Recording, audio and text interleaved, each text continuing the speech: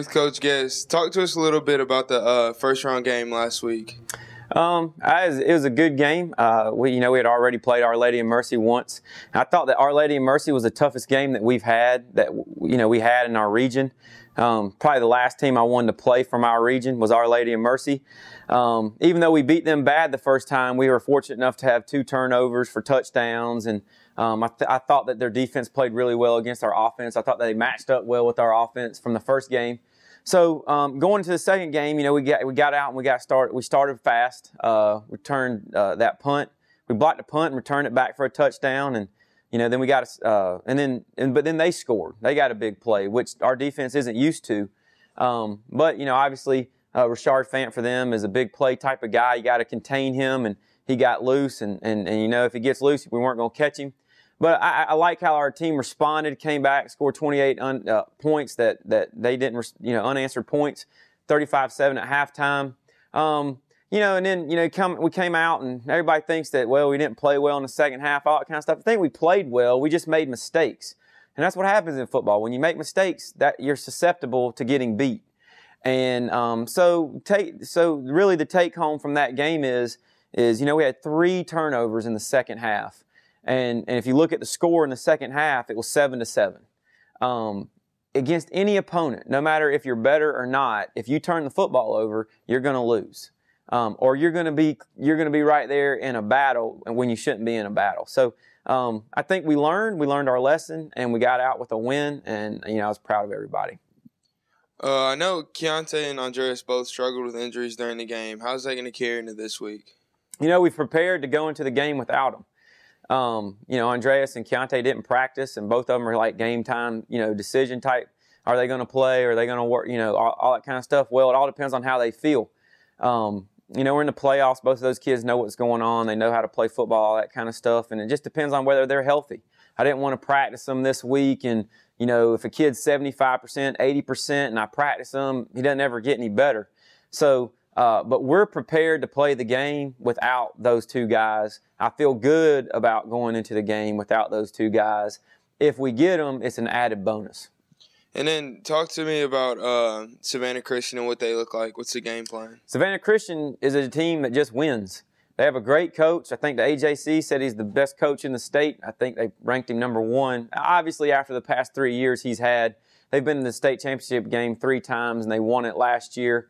Had probably one of the most dominant teams in the state in single A ever last year. Just amazing what they did. And they lost a lot off that team. I mean, that team's not coming up here to play us. However, it's a bunch of kids who are tough, they're hard-nosed, they have a great coach, and they expect to win. And, a lot of times we get the intimidation factor here at Elka. Teams come in and they're intimidated by us. Savannah Christian's not.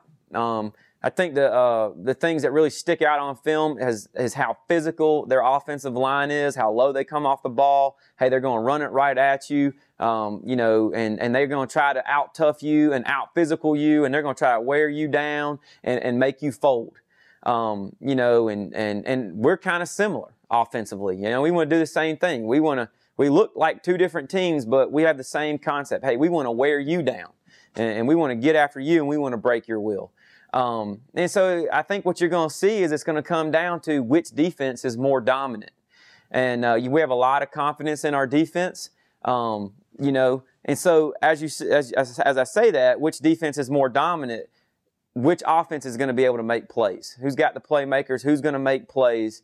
And then obviously there's a turnover battle that's going to be huge. And then from a special team standpoint, I don't think I've ever seen a team in my life that play special teams like Savannah Christian. They fake punt it.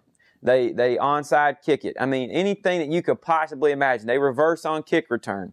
Anything that you can imagine, they'll do, which makes them very hard to prepare for because you can't dream up all the stuff that they'll come up with. So we just got to be on point. We got to be focused. We got to be ready for anything and take advantage of fake punts and onside kicks. We got to turn those into our favor. With that being said, what are some of the keys for the game? I think the keys for the game is exactly what I just said. We got to win special teams. which means we can't give them onside kicks. We can't let them have fake punts. We can't let them make big plays on kickoff returns. We can't give up fake field goals. We can't let them block our field goal unit, our PAT unit.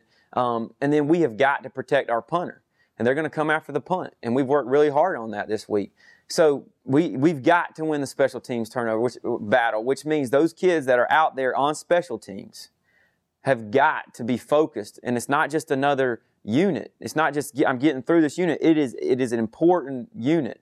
And so we got to take care of that. And then obviously it's going to be who wins the battle. And it's going to be who wins the battle in the trenches. That's going to be the ultimate who wins the game or not. Who wins the battle in the trenches.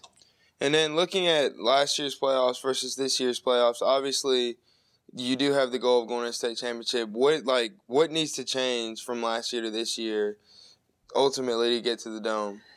Well, it's like we talked about. We talk about all the time. You got to be humble, and you got to be hungry, and you got to work hard, and you got to be focused. And it goes back to this right here: win the day. Every single day you got to come prepared. You got to win the day. You got to get after it, and every single play you have to win. And there is no magic equation for how you're going to win on Friday night. Besides every single play, every single rep, we execute and we do well, and we don't turn the ball over. And I always preach about turnovers. Every game that we've lost, we've lost a turnover battle. So that's imperative that we win that battle. All right, thank you. Thank you.